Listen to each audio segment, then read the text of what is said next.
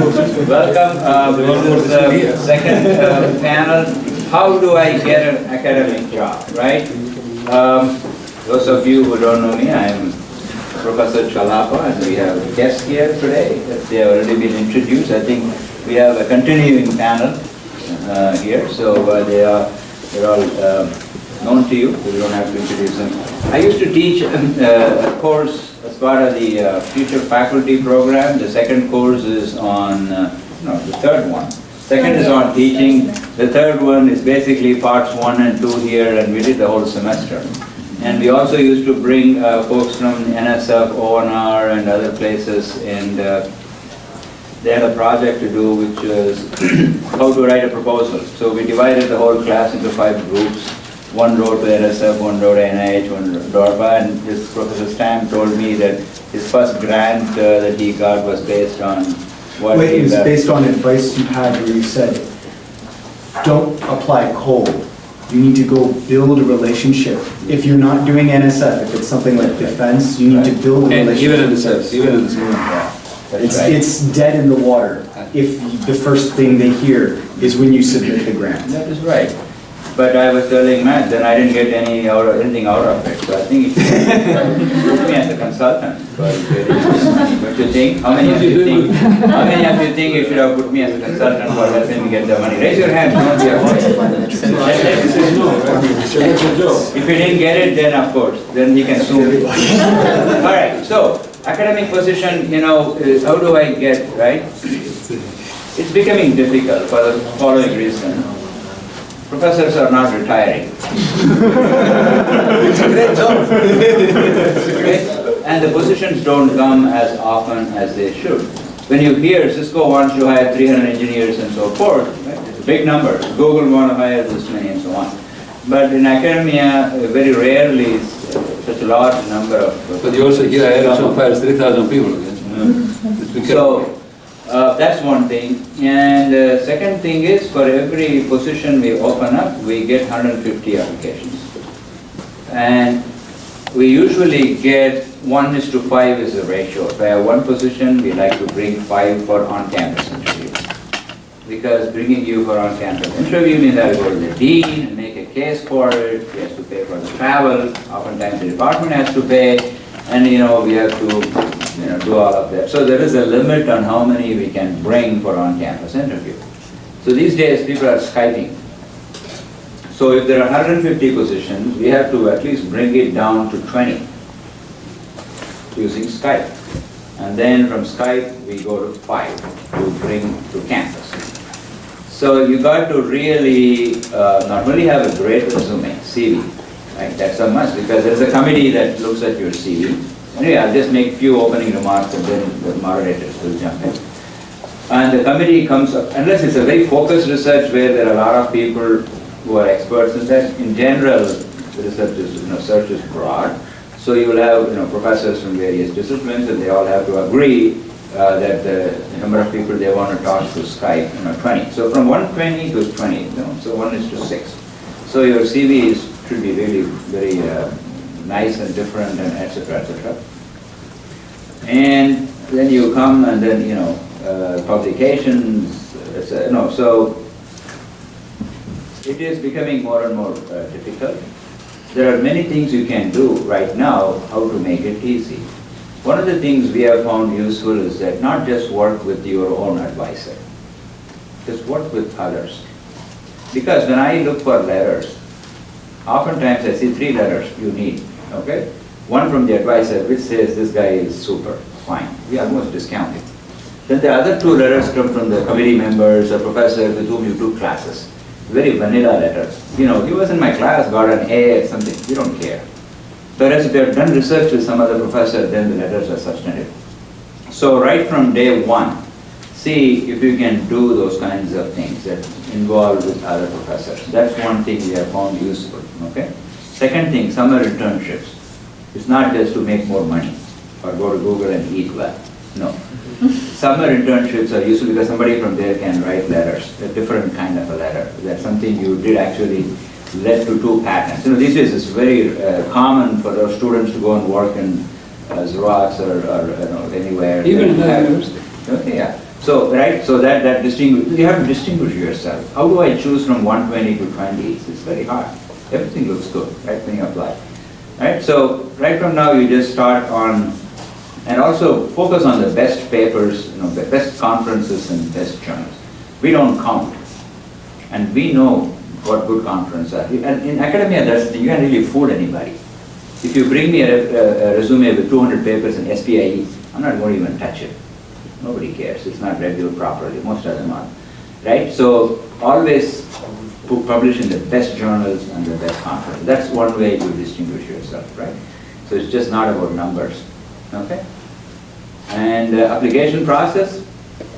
And these days in engineering, you're all expecting people to do 2-3 years of postdoc now, more and more, before they can land faculty positions. Okay?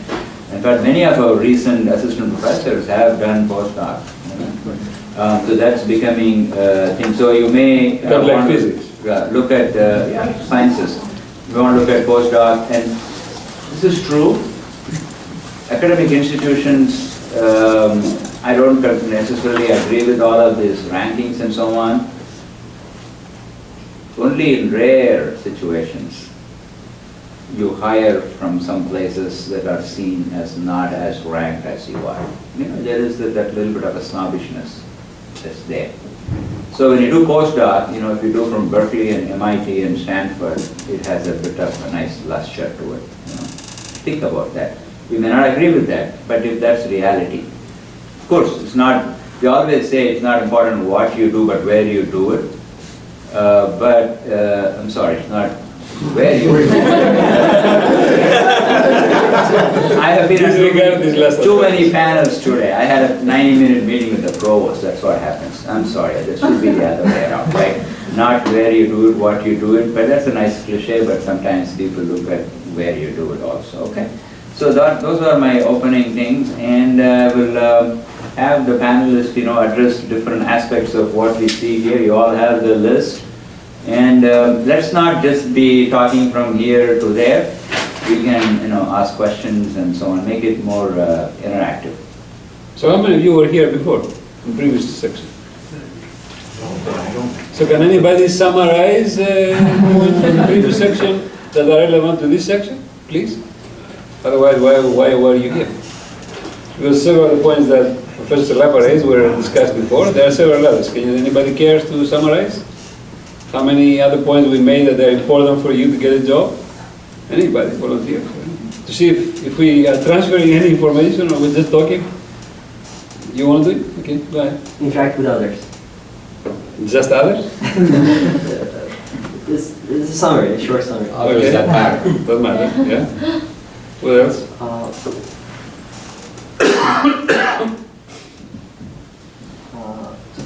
To publicize what we did,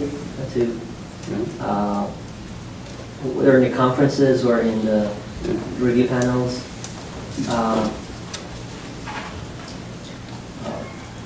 To establish ourselves in the agencies we may go in the future for get funding. Get to know them, yeah. He already said that.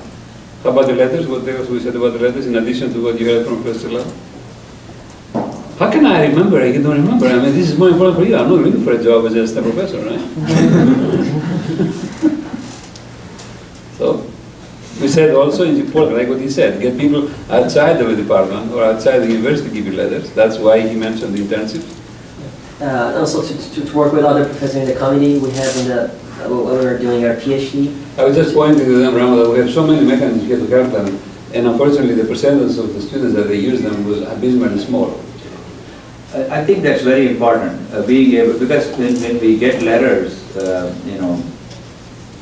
3-4 letters that we ask for, we like what your major advisor says. If he says he's no good, that's a dead case. But if it's sharing positive, we kind of discount a lot of positive things because, we like to see our students all get employed, right? So we always say, well, this person can move mountains and swim across our oceans and all of that. We say that. But what the others say is what's really looked at. And if the letters written by others are kind of the vanilla letter, he took my class and was a hardworking student, got an A, and then It's very standard, it has no impact. So they have to be substantive. So if you wrote a paper with them, professors, we are a little lazy. Suppose you write a paper with me, I just cut the abstract and I kind of modify it to nicely blend into my letter. So I tell my students, if you write 4 journal papers with me, don't worry, your letter will be 2 pages long. Because the first paragraph says, where he did blah blah, he came highly recommended here, his area of research, and he published 4 papers. In the first paper, for example, I take an abstract. Because it looks very technical, abstract or technical. It's not like, he did this and then the next one, I take the next journal paper, I modify the abstract, so immediately the paper is 1.5 page in length. And then the last one is he's a very personable person, he has taught well, he has done this, etc. And he's going to make things good. So that I'm able to do, and when somebody is reading that, it looks very meaningful because it's very technical. All right, so if you write a couple of journal papers, some committee member and so on, if the letters are strong, and you really need that now, to really land a place in the top 15, 20 departments, the letters, a lot of people look at it very seriously. So you have to work with others. And not all professors are conducive to that. It also depends. And some professors are very open about it. Sure, why not, right? And some are not. So you have to see, how to manage that. But that's very important because you have to distinguish yourself. That's the game now. Hello, would you like to say something? Go ahead. Yeah, I think in terms of planning for an academic career, when to start, I would say it's never too early to start. So if you are prepared to do this, then you can start right away after you enter the graduate school. Because just as Professor Rama said, you need to have the recommendation letters when you graduate. But you don't do it at the last moment. You need to have time to build a relationship with the letter writers and to do things and show them your work. So this is one thing. And second, also in terms of the research. So you're not only just doing the research that your advisors ask you to do, but you want to think in a more broader perspective. So what if I'm going to do independent work, right? So what is the outlook, the future for this research? So continuing with the current research projects, what should be my next step, right? With this kind of mindset in you, and also that also leads to the grant proposal writing part. So if you have this kind of mindset, then you will have ideas to write about, right? When you need to apply for a grant. Teaching is also one thing. So actually, when I was a PhD student here, I didn't do any TA. I had half a semester of teaching fellow, so I co-taught with my advisor, Steve Marcus. I personally feel that I don't have enough teaching experience when I started my job as a professor. That half semester is not quite enough, even though I was able to deliver a lecture, but everything else was given to me, the lecture notes, maybe the assignments, the quizzes, the exams. So maybe if you have the opportunity and chance, you probably want to think about really teach a real course. Of course, given you have time, right? Yeah, of course you have to first get your research done. So having certain sort of teaching experience would also help. And also working with maybe some of the younger students in your research group. That can help you in a way for the future, that when you mentor your own PhD students, you have some sort of experience to kind of, because different people have different personalities, and some people maybe can get things very fast. Some students may start slowly, but gradually they will show they are really capable of doing something. So maybe working with your fellow students, working with the younger ones in your group can give you a little experience to understand the different ways people think and work. That's what I can think of. Matthew and Debbie's are the two recent highest in their respective universities like to care? You have this list, you can choose one or two things I and think expand on that. Yeah, so part 2. Dr. Pan. We just made a big discussion, we don't believe in lists, you give us lists. That's okay. So, I guess, I mean, You're a I can moderator or a talk heckler? a little bit about it in general. On both. So, I mean, I think one important thing is to be sure that, this is the job you really, really, really want to do. And I think if you decide that early on, well, I mean, early on is, like the first 2 years of your graduate school, I think, that's definitely a big part of the success in the future as an academic.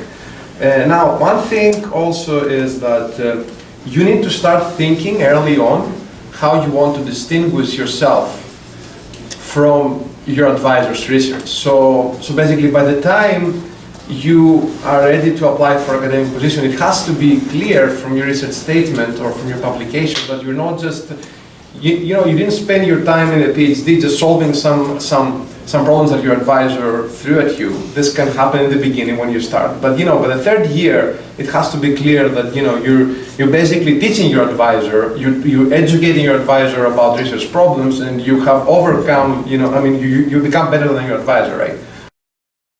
Right? And then you have something else to offer to the research community than what your advisor had to offer. So I think this is something that definitely stands out in an application and can really, really make a difference. Okay, and of course, you also need to think about a story that you need to develop around your research so that you can educate people in the department, not only the people that are cybersecurity specialists, right? Because when you give the interview, you need to talk to all kinds of different people, and you need to persuade them that what you do. First of all, you can explain to them, and second of all, I mean, it's interesting for the rest of the of the university and the department. Right, so this is So I have many similar opinions. One thing I would say is it's important to kind of decide early if this is something that you possibly want. Because if you decide late in the game, it's often too late to correct, because you need to have established a record of publication success, and you need to be very actively engaged in your community at conferences. We've said it multiple times, but go up and introduce yourself to the big people. It's much easier if when you're going into an interview, you see someone that you know. In one of my interviews, I had someone say, all right, you're no longer being interviewed, let's just talk about some research problems.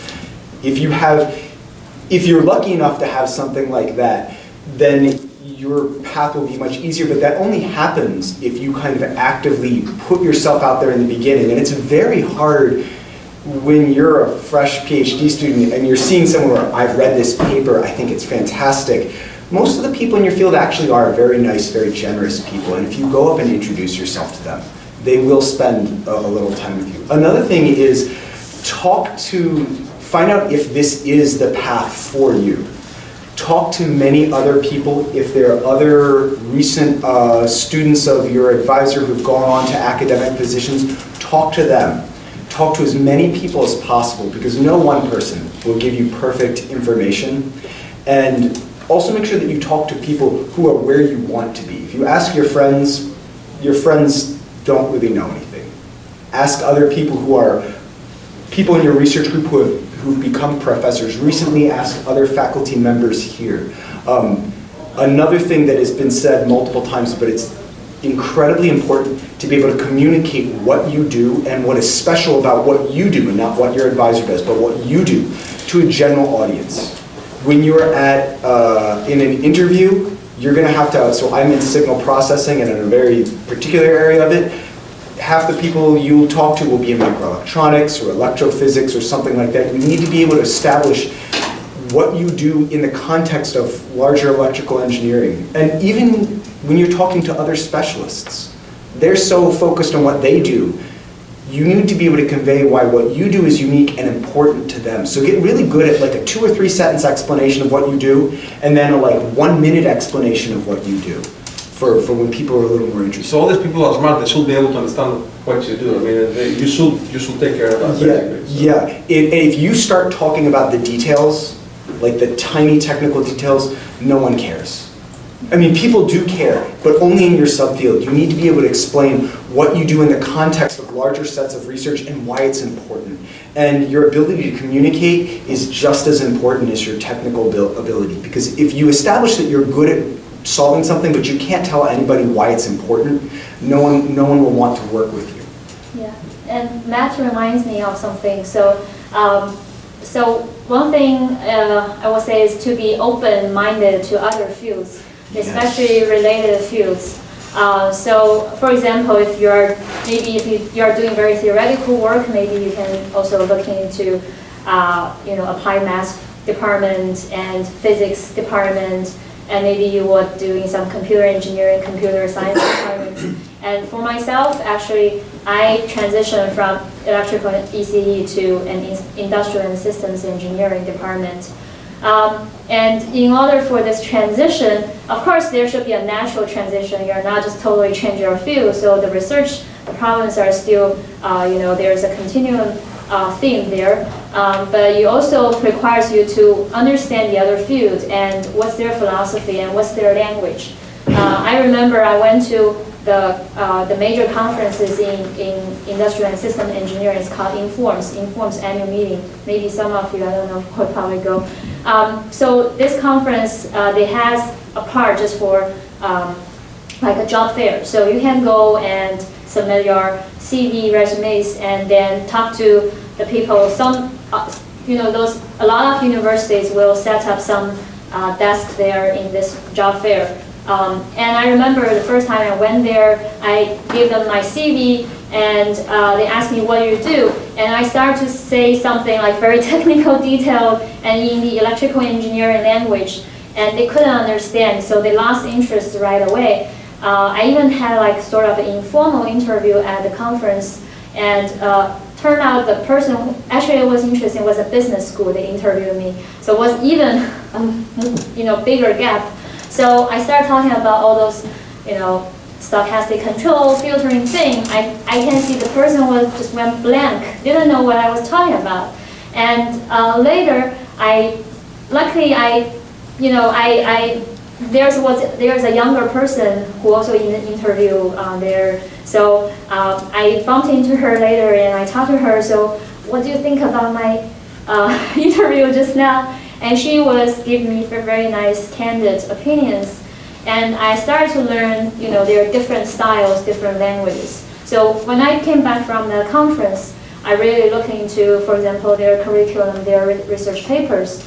And I found all the connections. For example, when we talk about stochastic control and talk about Markov decision processes, it's just like what they will call something like decision making under uncertainty, or stochastic optimization, stochastic programming. It's very related things.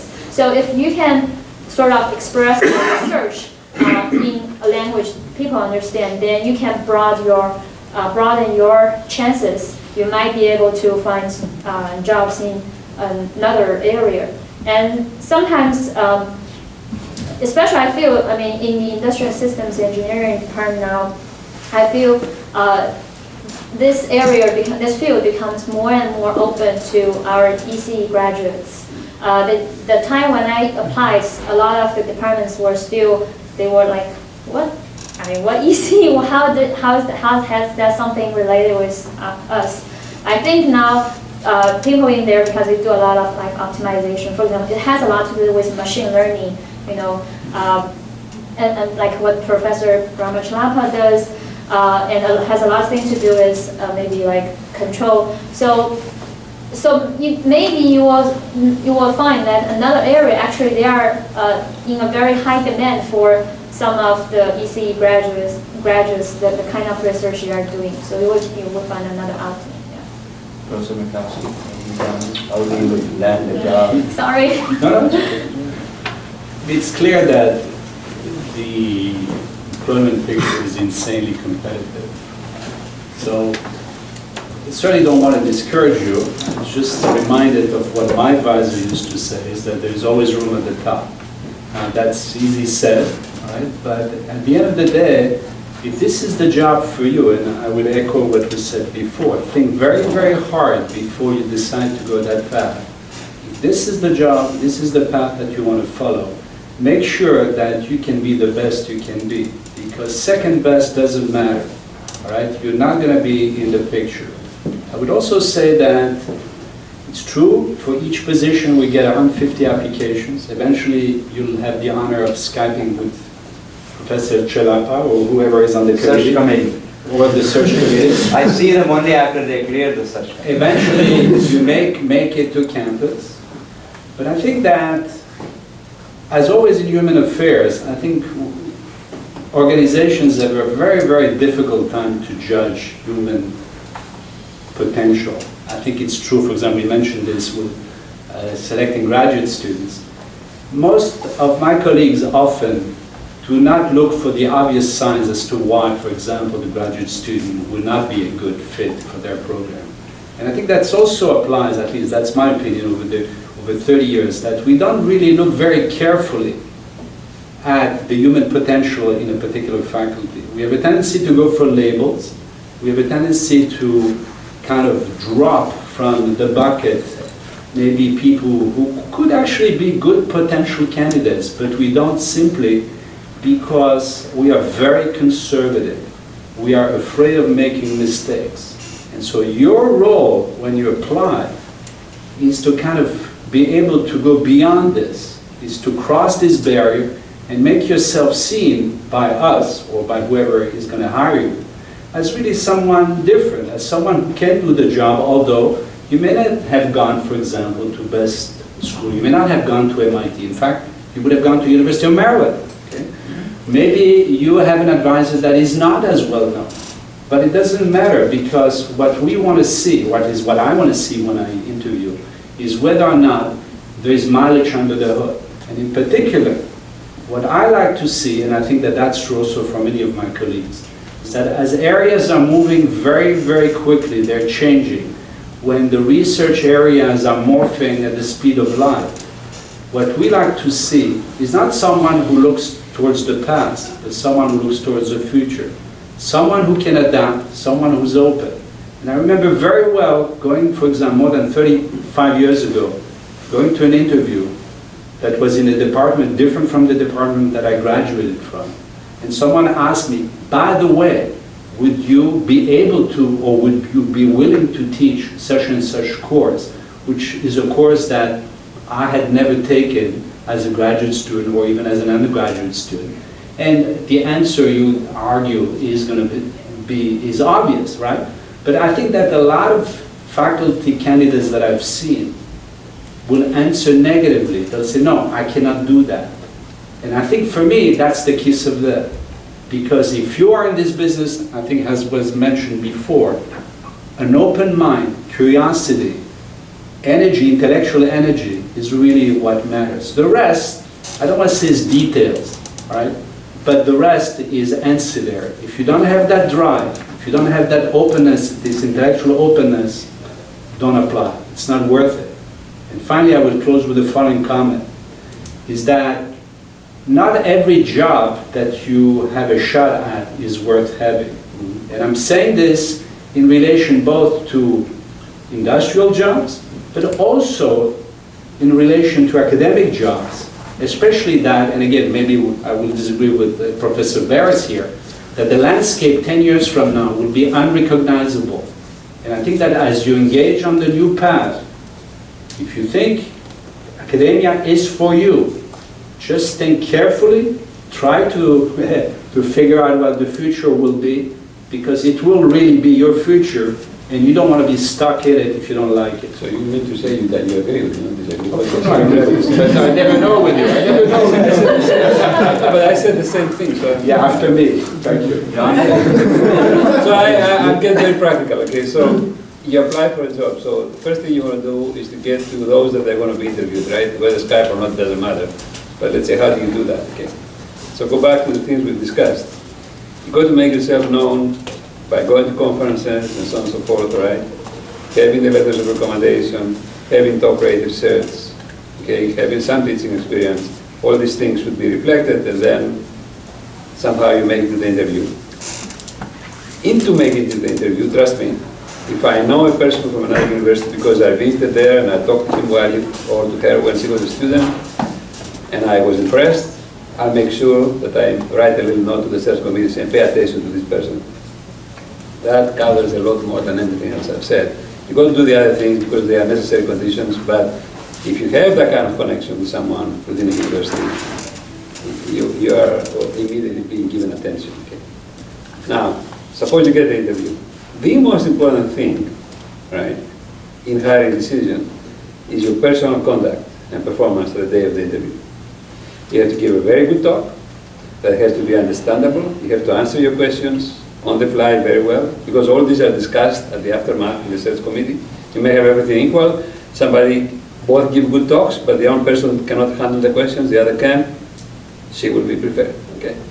And you have to do very well in the one-to-one discussions, because the search committee will go to the people that meet you and say, what do you think about a person?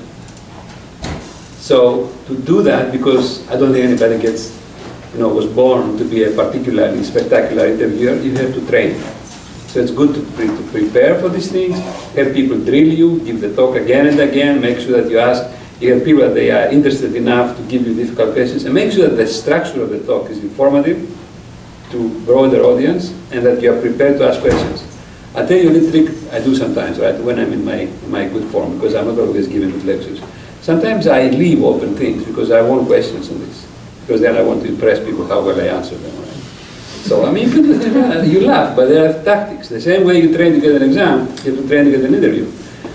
Because the interview, believe me, is the most important thing, when you get an offer or not. After you go and get the interview, you have to go do your personal interview, the meetings one-on-one. You have to impress everybody positively, because as we all told you, it's competitive. All right? So remember these ABCDs. This is a process you go through, and you have to start early. But having people that know you personally, either because they visited here and you met with them and you discussed your research, or somehow you met them in a conference and you started this relationship and they happen to be in the department you applied for, as far as I'm concerned, is the most important thing. Because I'll tell you something, right? We get letters, right? I know all the letters would be great, right? When I get involved with the search committee, and I have been in several, or when somebody asks me, the most important thing I value is my personal opinion of the person. If I know the person, and I know their work personally, then I say something that carries a lot of weight. Otherwise, I mean, the letters, you're going to get everybody's going to get good letters and so on and so forth, okay? As I used to say, and some people don't like it because it's a bit cynical, okay? Don't go to a place where they cannot evaluate on their own and they are going to judge you only on the basis of letters. You have to have colleagues where you're going, that they understand your work and they can evaluate it. If they are going to hire you just because of the letters, I'll be doubtful. Okay? The letters are useful to get to the next stage, Yes, not right. the end itself, because based on that you get, they decide whether you get interviewed or not. Not the main thing, but what are the They open the door. Andre. I'd like to make a quick comment about the numbers. So it's true that for one position we have 150 applicants. However, those applicants apply, the same 150 applicants apply to 30 other schools. So that's down to 5. And then next, many of these applicants are from unknown schools. Being from Maryland, you come up within those 5. So your chances to get 1 or 2 interviews from those 30 places are not that small at all. So the picture is not that gloomy. Also, one thing I forgot to say, which is very important, because many of you do it, and actually when I find out you're doing it, I get annoyed, okay? Use the network you have right here. Use us. We know people, right? Yeah. And hopefully we know you, and we can make a phone call, and that carries 100% more, 100 times more than anybody's letter, okay? The same thing works with that. Somebody called me and said, John, this fellow is extremely good, and then over the phone I can ask questions I will never ask in public, right? And if I'm convinced that this is the case, then all of a sudden that person gets my attention, okay? So don't go on your own. And listen, okay? People will tell you about, okay, let me ask you a question. We usually ask a question, okay? When do you want to find that there's a job opportunity? Where do you find it? Who wants to volunteer? Where do you find there's a job opening somewhere? How do you find it? Facebook. Spectrum. No, Don't ask me. You tell me. Yeah. It's better to find it through your colleagues or through your advisor. Do you think everything's been advertised? No. It's Why not? secret. Actually, Okay. they open the There are some I can tell you this because some of you don't know that, okay? Some universities have what's called open, safe-facing positions, right? Courts. Open, safe? Safe-facing. Why safe-facing? Because they don't want to be sued if they hire someone and you are caught, you don't have an advertisement. So you put an advertisement out there for very general terms, and you may or may not have a position. Right? In private universities, they can create a position if they want you. Do you know that?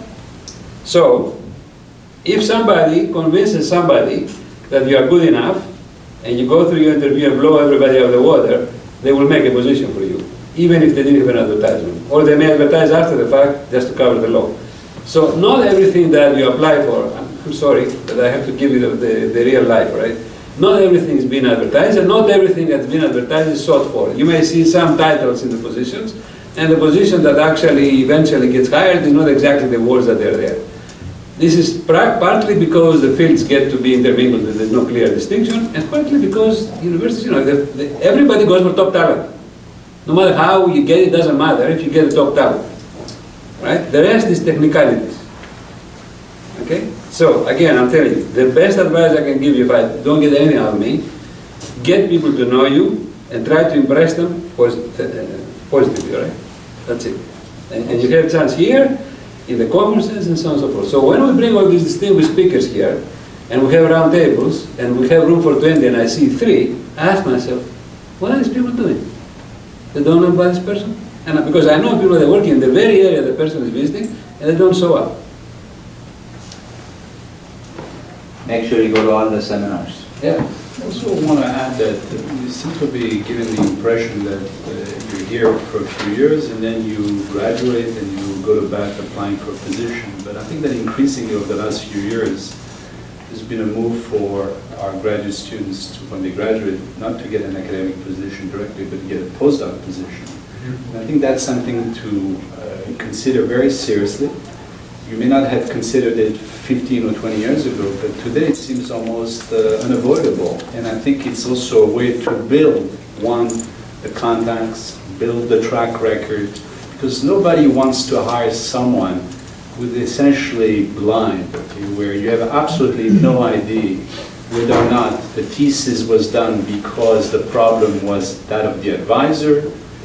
You want to know more about the individual because, after all, there are fewer positions, there will be even fewer positions in the future, and so you want to make sure that when you invest into a new faculty, you have as much information as you can get.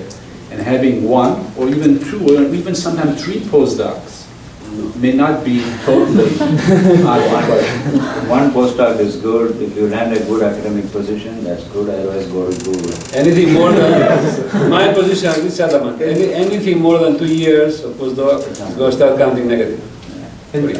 That's my position. If that's what happens, then do something else. By the way, so that we are all in the same frequency. Just because you went to industry doesn't mean you cannot come back to academia. Okay? There are very famous people that have done that path. And you find now again in the universities, increasingly they hire from industry. You know why? Because these people come with understanding real problems, and if they have any skill, like an academic in terms of analytics, modeling, and so on and so forth, they are desirable over the traditional academics.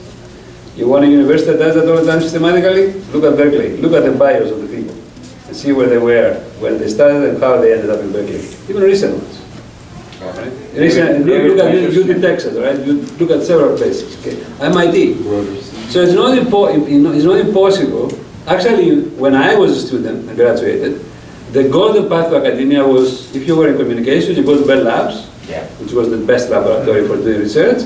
You establish your name, and then you come to a university with tenure, full professors, professors. None of the things we discussed in the previous meeting about tenure ever appeared in your life. This is not true anymore, but... Fred Zhang went to Georgia Tech, Nikhil Jain went to Georgia Tech, he's now Santa Barbara, and David Messersmith, a very well-known person in communication, went to Berkeley. So there's a lot of, because those days we had Bell Labs, we had IBM. For example, here, Sasha Bark. Fewer such... Sasha Bark came from Bell Labs directly here as a full professor. Right. I want to, again, second Professor Baras. Academic job talk is really the most important talk you can give. So you should practice with your friends. It's like a 45-50-minute talk. If you really want to have some models of how you want to do the talk, listen to Bill Clinton's talk. Some of you may laugh, but the guy is good. You know what he will do? First, he will look at people in the stage with him. First 10 minutes, you won't even get into the topic. I'm not saying this is the best model, but it's something you can follow.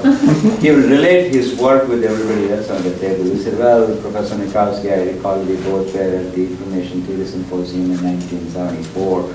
So actually, 1994, and we had a good time, blah, blah, blah. And then he will look at the people in the front row he identifies. He's basically co-opting all of them as kind of his buddies. No longer he's giving a talk and you're being talked to. It's kind of general conversation. So if you know somebody in the audience, you kind of mention them in a very nice way and say, oh, we had a good time, I'm happy to see you here, and so. But then they say, well, this guy is not going to be a nut. He's going to be a friend. He's going to be a colleague. It's not like we all have to hire professors with whom we can have a beer with. That's what we say for the president, but not necessarily colleagues. But people don't like to really bring, nasty types, right? So this is a good strategy. And then you get to the context, and then you get to the details. You have to get to the details because there are at least 4 or 5 in your area. And if you don't get to the details and show some meat, they're going to be really disappointed, right? So this is a very fine balance. So if you have, C-SPAN tapes, just go and look at some of the talks by Bill Clinton. Really, he's a master of saying a lot of things with depth and with context in 45 minutes. Some of his talks. Okay, that's a good practice. It's very difficult to be like him. Yeah. Second thing is one-on-one. But they can listen. Right? They can, it's practice. Talks come by practice. Now, one-on-ones are very important. And I remember when I was interviewing at the university, I talked to a solid-state devices person. This person says, well, okay, he took me to his lab instead of talking to the room. He says, what you put there with all those equations, that's not engineering. He said, this is engineering. There are cylinders taller than me and tubes going everywhere. Okay, I said, fine. Okay, I accept. Then I said, I'm an applied mathematician. Oh, I see. Okay. I thought you were an engineering degree. I said, no, I'm an applied math person. So it's all relative. What is math is relative, as you say. So the other thing I want to tell you, okay, is the same thing that he said, okay. Do your homework. Suppose you didn't know you have an interview, right? So study the university, study the department, find the people that you might know. If you don't know them, find out what the heck they do, so that when you meet them, especially those that are going, because they're going to give you an agenda of who you're meeting, okay? And then know what they do, so that when you appear, they tell you something, positive or negative, you don't look like, huh? You can participate. Yeah. You don't understand how, I hope you understand how important it is, right? To gain the support or the non-appreciation of someone, okay? Because somebody comes over here, and maybe I know them a little bit, but then they start all of a sudden saying things that they are close to what I do, and we engage in an interesting discussion, the half an hour we have. That leaves me a very positive impression. Plus, and that's a tactic issue that many people won't tell you, that's your chance to drive the discussion where you want to be head of discussion and not where somebody else has it, okay? Just remember that, okay? When you discuss anything, whether you give a talk or you with someone, there are 2 people or many. You can drive the discussion where you want, or you can let driven where you don't want to be. So if you do some tactics to drive where you want to be, you're at your advantage. And the interview starts at 8 a.m. first day, it goes to 3 p.m. the next day. Yeah. Other than the time that you're on your own and sleeping, all other times you have to be smiling. Practice that. Don't frown and don't raise your eyebrows. No, none of that. You just politely, be a good person. And pay attention to if you can't, practice it now, right? Pay attention to the meeting with the students, because in the best places like we do, they have actually a meeting with the country with the students. Okay, they will be given input. So be there as good as you are with faculty, because they matter also, right? As you matter here when we have you meet with visitors and so on. If I can echo this, definitely, but what both Dr. Chellappa and Dr. Baras just said, the moment you step foot on campus, from the moment you see someone, to the moment you get back on the plane, you are being interviewed, and it's very important to connect with them and to show them not that you're a good person to collaborate with, a good colleague, and that you're also a good intellectual partner. Dr. Baras mentioned you're going to be given an agenda. That agenda is almost definitely going to change the day of. So you should go and know every person on that agenda, but then you should also maybe kind of know some other people where if they've got to change it, who would they change it to? If the department is reasonably small, you should read the bio of everyone in the department, and you should be able to have a conversation with them about their research too, say, in a way that what you do relates to what they do. Even if it's in a very different area, you can still find at least some connection with what you do and what they do. If all you do is you say, I do this one little thing, they may be impressed by your technical ability, but they don't want to hire you just for you to work on your own. They want to hire you to be their colleague. That means you have to establish collaborations with them. And you have to show how you can relate what you do to what they do. And definitely, if I can plug something here, you have the Future Faculty Program here. Push to take part of that. Dr. Chellappa's portion of the Future Faculty Program, I don't know if you're still teaching that, since now you probably don't have any time. Yeah, not but last 2 years. that was invaluable.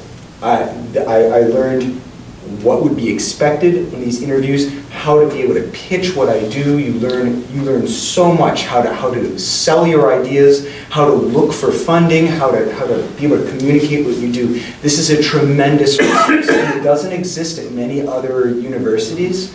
Take full advantage of it. Take full advantage of it. If you're thinking about it, you will get tremendous feedback about what being an academic really is like, and it'll give you a head start for when you actually do start. In your package that you apply, and in your talk, there will be something about future directions you want to go. Be very careful what you write, because everything you put there is subject to questioning. So God help you if you are superfluous, okay?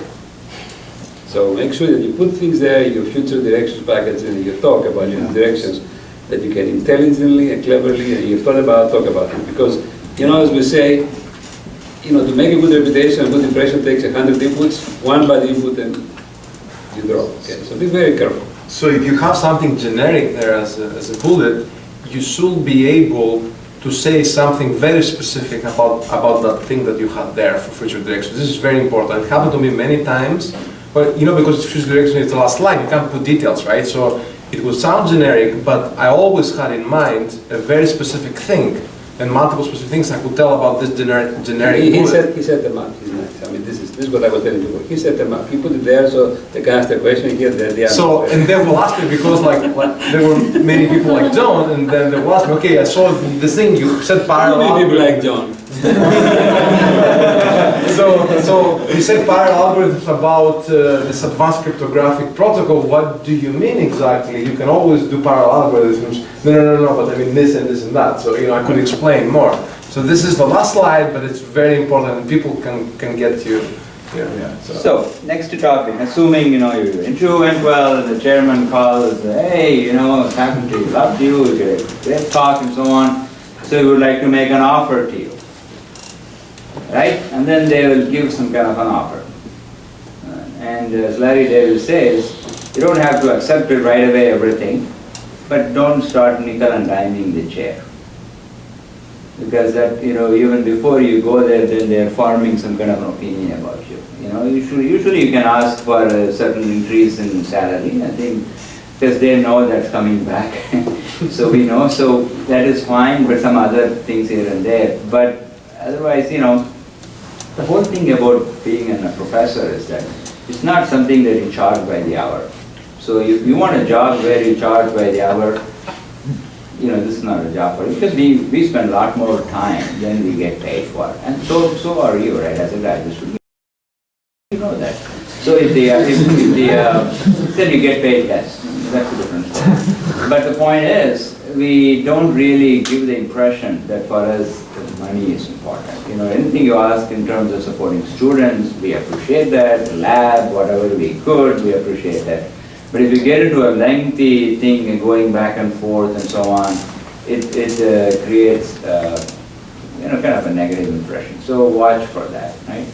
Because you will make money. The engineering thing, if you are successful, you can start a company, you can do consulting, and if you are successful with grants, you always have government support. So money is not an issue at all. For successful people, it's not an issue. So, watch out for that. Sometimes, because we are young, we don't know. I remember when USC made an offer to me, I wanted to increase the salary, so I was kind of thinking what is the best way to do it. It turned out on the day I was planning to call George Becky, who hired me, he's a hybrid simulation control system person. It said the interest rates have gone up. So I kind of discussed that and I said, I want to buy a house in Los Angeles, it's not like the increase they were going to give, let me buy, but I thought it was an opening. Instead of saying, no, I don't think the money you're paying is enough, I want some more. But I first thought, did you see the paper today? The interest rate is going up. Yeah, I saw that. Yeah, not good. I said, okay, so can you talk to the dean and see if I can get some more money for, and so on. Like, I'm not going to buy a house, I was just looking for an apartment. Right? So, but it didn't come out as a negative thing. Okay, he said, oh yeah, let me talk to dean, and they increased it. And then the moving expenses. He said, hey Rama, why don't you just drive, from Purdue to, I had a new car. I actually bought a car in Purdue because I was afraid to drive in LA, So I said, let me, learn how to drive here well, and then I'll go to Los Angeles.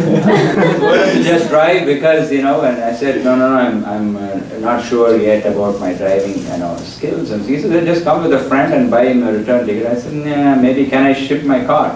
It's like, I bought a car in May and I didn't want to drive it across the country and put so many miles. He said, I said, I'm not sure driving, so can you just pay for shipping everything? Several thousands of dollars, he didn't mind. So you can put it in a nicer way instead of just directly approaching it. So that tells them that you kind of know the smoother way of reaching the same target, right? So these are skills you develop, which will be helpful when you talk to your program manager too, right? To everybody. And another thing in this job is that writing skills. Write. Ooh, you are writing all the time. Letters for somebody, proposals.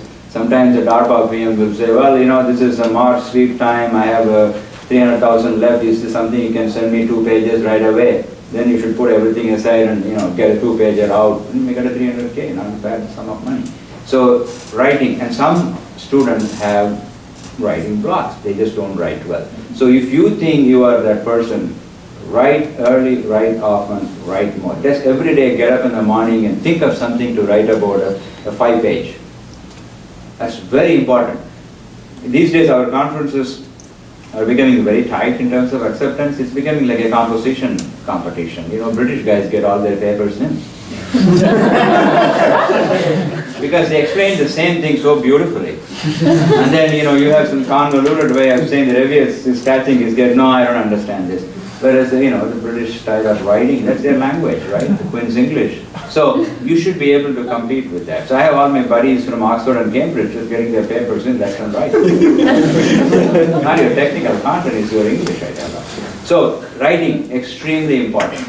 Because everybody reads your writing, they make opinions about what you write, how you write it. So those of you where English is not the first language, practice that. It's extremely important. Memos and letters. And philosophy. You write a letter for somebody, it goes all the way to the provost of the other institution. Right? That means it should be a good way of writing letters, right? So when you write letters, so emphasize writing. Anybody else want to comment on any? So how many of you know Farid Zakaria? Farid Zakaria. How many of you watched the Global Village, right? So he had a program a few months ago. He went all the major technological companies and asked the leadership where they graduated, from engineering or from, just to emphasize the point Professor Chellappa made, or from English departments, or what do you think? No, I think I gave the answer again. So he gave an example for Bezos. Bezos, who he is, right? So all his top executives, they have to write a 1 page or half a page in every meeting of these top 10 people he has. and everybody has to take half an hour to read it. Okay? That tests two things: the ability to write succinctly about something and clearly, so people at a very high level can understand what you're talking about, and B, you have to read and understand. And if you don't do well in these meetings for a couple of times, you may be getting marching orders. So keep that in mind. Not only you have to write, but you have to write to the point, clearly, and you have to read to the point clearly. Because some people read it, they don't get it, right? So, but the writing is very important because you communicate by writing most of the time. And the important thing is to write shortly. This is the most difficult thing I've done in my life. So they give you have a 10-minute talk.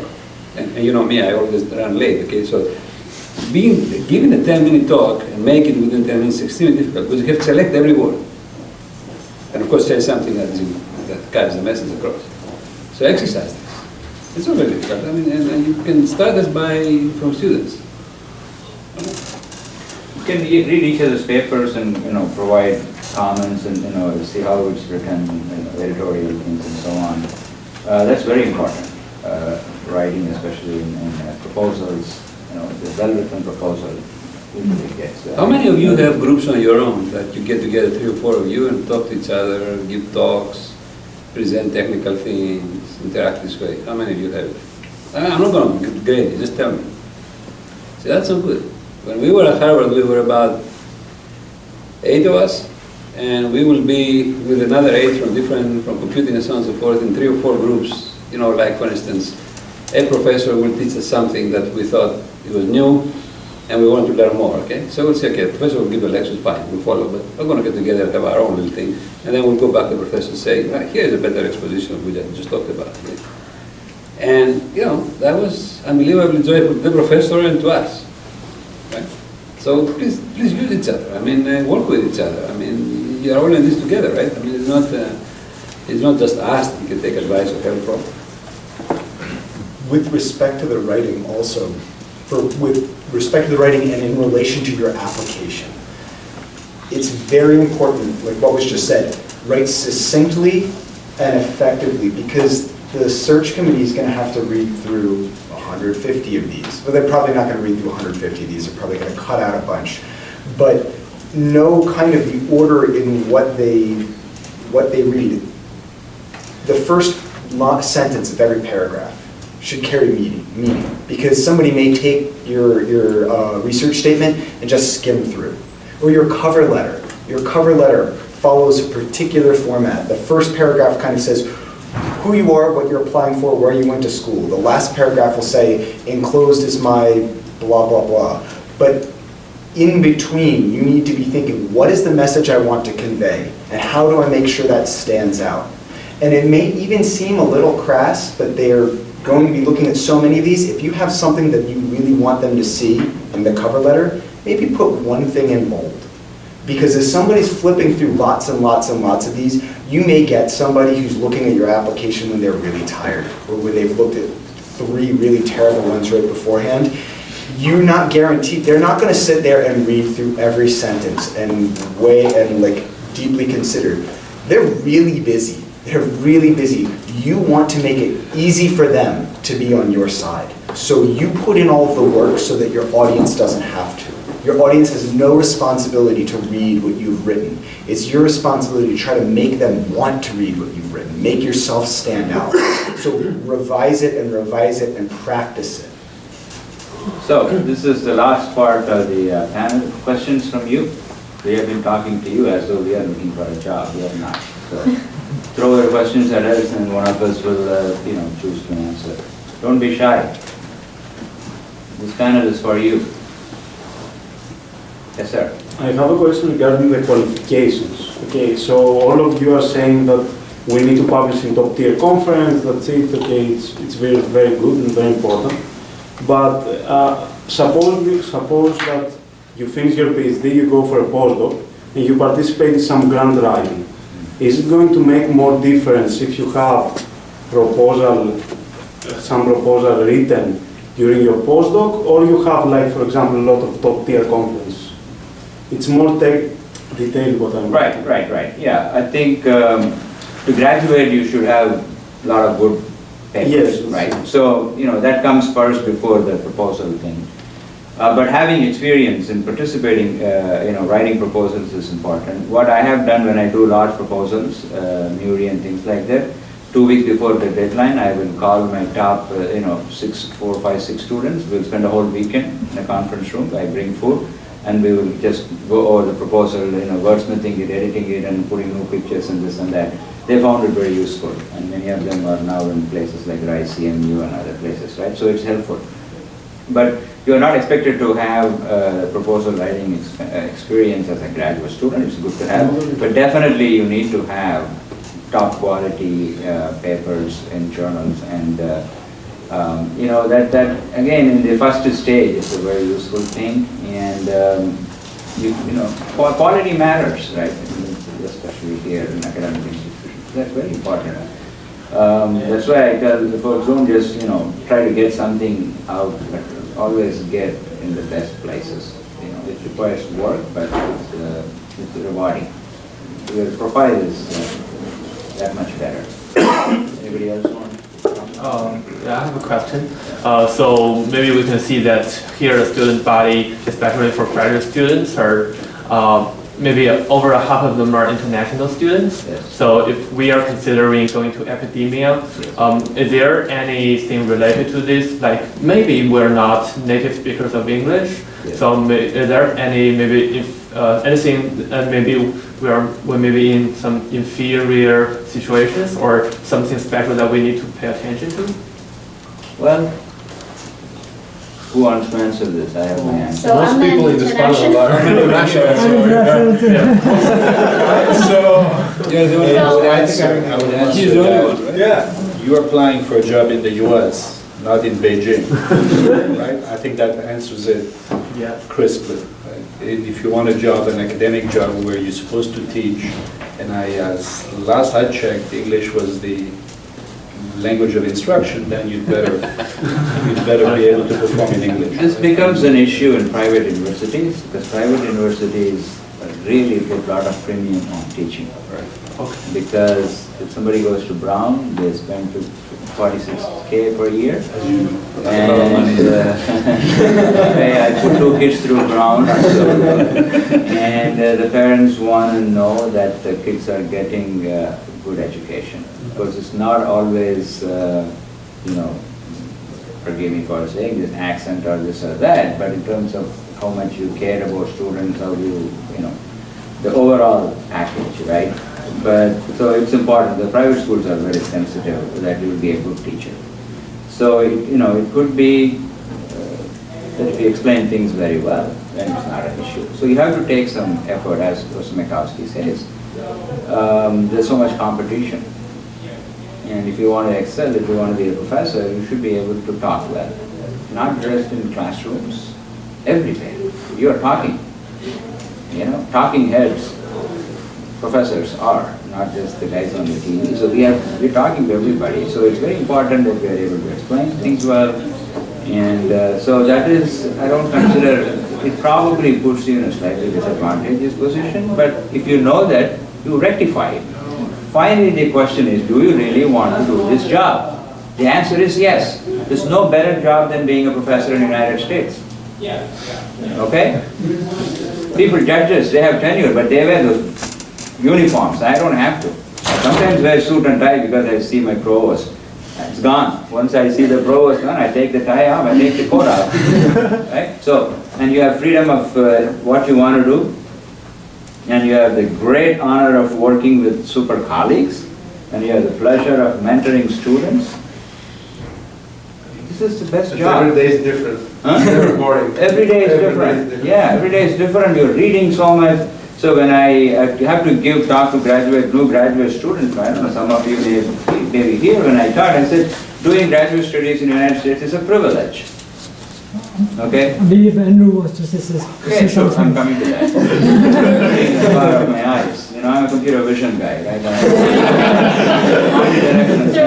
But I'm trying to emphasize that you may have all these doubts. Those are good questions.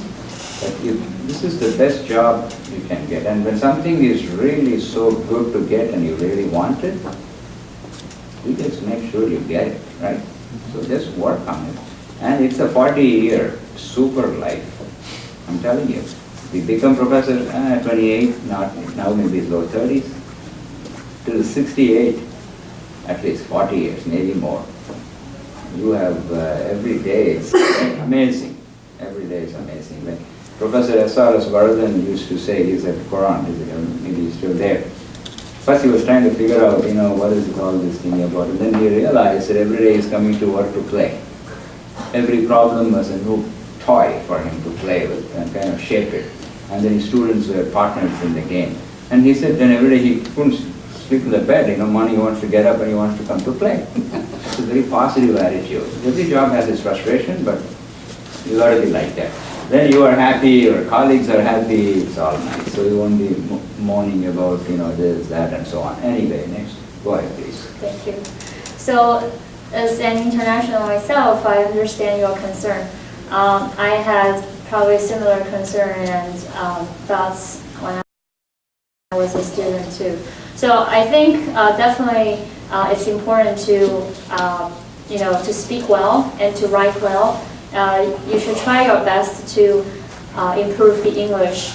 But to be realistic, probably I should acknowledge that as we came here in 20s, maybe a lot of us came here in 20s. So and English is not our is not our native language. So maybe we will never get rid of our accent, and maybe some of us the English will never be as good as the native speakers. That's the reality. But I think the good thing in academia is that you are not asked to, it's not like you're a writer or you're a novelist or something. So still, I think most of us, if we try hard, we can, nail the English required in our teaching, in our research. And in terms of interviews, I actually found that, as an international student, so when I went to my first interview dinner, they brought me to a fancy Italian restaurant. And as a postgraduate student, I've never been to such a restaurant. So I didn't even know how to order. So to be honest, so I was kind of looking at the menu, and they have all those fancy words, right? So I just tried to pretend that I know, and I was very nervous actually. I just look at everybody else and what they ordered, and unfortunately I'm the lady, so it was ladies first. So I got by. So I think one suggestion is that probably if you've never been to any fancy restaurant before your interview, probably try, go there, try once. And even get familiar with yourself with the menus. Right. You go to American, all types of restaurants, because they can bring you to American, Italian, Indian. Maybe they will bring you to Chinese, then that's easy. So all sorts of restaurants, try it. You can ask the chairman to give to you some funding for that. No. That's right. It's the individual professor's responsibility, and I'm happy to say you can check with my students. We go out a lot. They have eaten in Rasika, the top Indian restaurant in the United States. They have eaten in Founding Farmers. They have eaten in many places. So they know how to order brunch, breakfast, lunch. In fact, they will probably feel they were not treated well when they interview, because the kind of restaurants I take them to are 4-star and 3.5 stars. Oh, wow. So it's important. All right, any other questions? Yes, go ahead. You and then you. Yeah, please. So we talked briefly about doing a postdoc and the importance of doing a postdoc, and it was also mentioned that doing it for a couple of years is ideal and then to move on to an academic job. But I was wondering what the expected outcome from a postdoc is, in the sense that in some sense you need to hit the floor running, because you would soon have to start applying for academic positions if you want to interview for some of them and make your selection by the end of 2 years or 3 years, whatever that may be. But on the other hand, are the technical output, like research output, are those the most valued, or is it also managerial skills, and to what extent is it important? Two things. You have to take advantage of 2 years where you don't have to teach, to publish a lot and good, and also do a little bit of proposal writing. I mean, I've had postdocs that they almost doubled their publications in the 2 years they were with me, and they even when they went to the academic position, they went with money because, you know, I think my postdocs well, they were co-principal investigators, so when they went to the other university, they carried some of the funding with them. And that's always, wow, not only the person is good, but he publishes a lot, he comes with money, and, you know, we'll hire him or her. So these are two major things. Now, teaching you don't have to do, and I wouldn't do teaching if I were postdoc. I'll concentrate, because you have 2 clear years to really boost your, go to a new area, although that's dangerous, but definitely you can boost your publication record a lot. And if you have to do a postdoc, do it well. Basically, try to challenge yourself and get out of your comfort zone and go to like the top institution if you can, right? So just try to pick, where is the best research group for me? And then you get there, you want to go to academic position, then you kind of have to apply immediately, right? So, but you should definitely focus on your research, just try to collaborate with new people there, try to get, like research is the most important thing so that you can double your publication record. But it's also, I think, an opportunity to show how much bandwidth you have. I mean, are you simply an extension of your advisor, or are you someone that can be thrown in a new environment and prosper? Right? Because that, in the end, is going to be the situation when you become an assistant professor somewhere. So I think it's important to be able to show that versatility, that flexibility, this adaptability, okay, that we all looking into when we try to decide whether or not to hire someone. And if you are going to do a postdoc, my preference is you don't do it where you got your PhD, go someplace else, right? Because that adds to your picture, adds to your strength, adds to your qualifications. Doing the same place is not the same. Yeah. So it's definitely a distinction. Another question from there? Yeah, please. Perhaps related question maybe. Could you comment on the idea that a good route into academia is to, after grad school, go into a government research lab, so that you can establish yourself in your field without having the responsibilities of teaching? Go to where, sorry? Government research lab. Government research lab. Yes, I've seen people like that. I mean,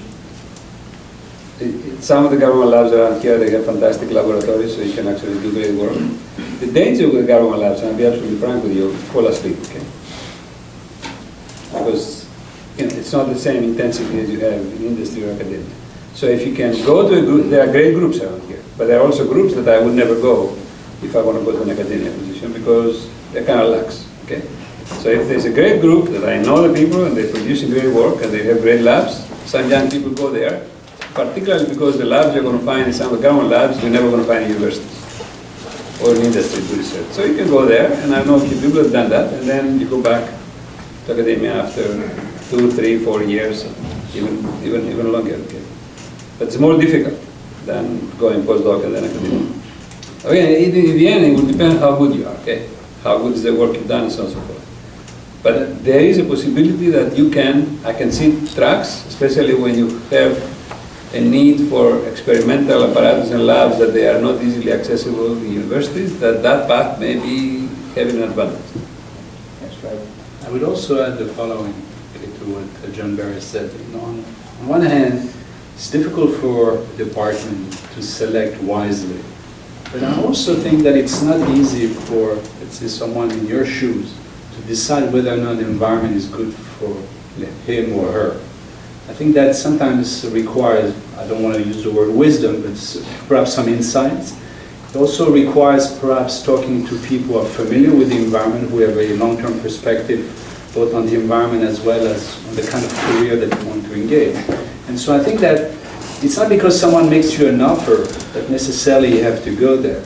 Okay, as I've said before, not every job is worth having.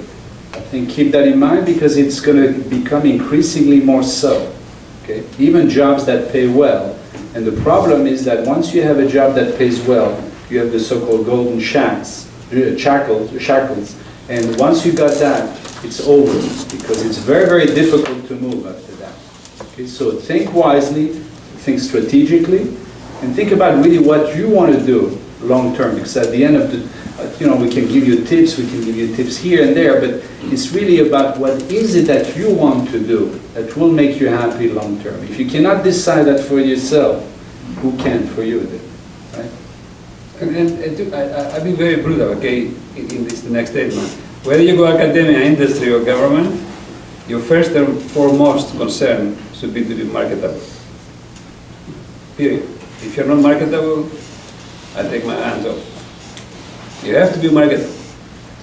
That's why I said I don't care about tenure, because my position was, I'm going to be very good.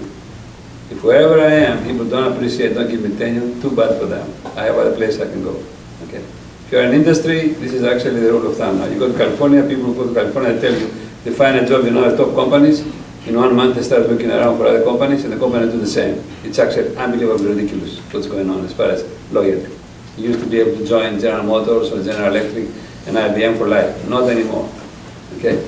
You go to government labs, same thing. You go to NIH, where do you think the biotechs go and grab the best people and create their research labs? NIH. They go and say, XYZ, oh, you made this discovery for this drug, okay? So here are X tens of millions of dollars, you and your group come over here, we're going to start. It happens. You know why it happens? Even in government, because that takes the risk away from new discovery. Especially in bio and pharma and so on and so forth. Because this way they go find an established group, they buy, boom, here. Novartis did it, and I can give you many names of this. And it happens in other places, in defense too, right? They go, get a company from a group from government lab, they move it to one of their companies, and they keep going. Okay? So if you are marketable, meaning at any time, okay, maybe a couple of years you will have a little bit of, have to be a little more cautious. But after a couple of years, no matter what the job is, if you are marketable, that's the best thing you should consider about. Whatever that means in your particular environment. But you have to be marketable. If you start becoming comfortable where you are, and you don't want to move because you do not know what you're going to get, then I think I will start worrying about it. So with that, I have a question to ask you. Sorry, but go ahead. How many of you are actually thinking of finding an academic job or a post-job job next semester, next fall? How many? Please don't worry, I'm not grading anybody. Right? Do you know 10 positions that you can apply for now? Yeah, I'm looking for. You know 10 positions? Not 10. Maybe Then you're not doing your job. So postdoc or faculty? Yeah. Are you applying? Postdoc. Postdoc. Yeah. How about you? Me? No, I don't know yet. So you should find positions, and then you should sit down with your advisor or advisors or mentors and strategize. Because things start early these days.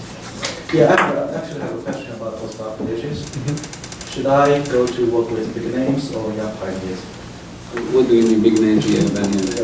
Well-known person, that who believe that is a well-known person, or some new young professors. How are you going to find that out? But that's a generic No, question. wait a minute, that's an interesting question. Let me have a dialogue.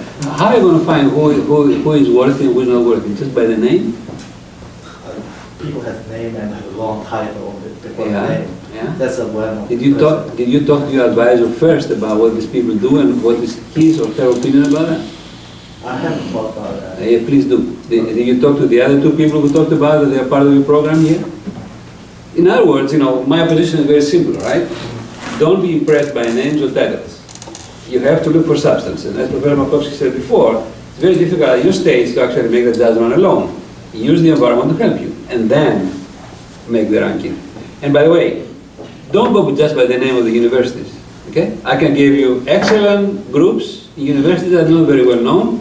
I can give you crappy groups in top universities. Not everything is the same. You want to be in a reasonably good university, but more than important, you want to be with an excellent group. And people you can communicate, they can understand your work and understand their work. Okay? Because the worst thing you can do is go to a university, has big name, and you go to a group that has poor students. Which happens. All right, wonderful. It's a Friday afternoon. I think. Good luck to you. Good luck to you all, and work hard. We do, so you have no choice. Use your network here. I repeat. I'm very much depressed, whatever you want to call it, when I see people go on their own. Use your professor, use the university, use the network. We know a lot of people who can help you. Don't try to do it alone. And if you go to knock to any faculty door, not necessarily in your committee, but they will be happy to tell you about people they know there, and and to contact those people and so on. Thank you. Thank you very much. Have a great weekend.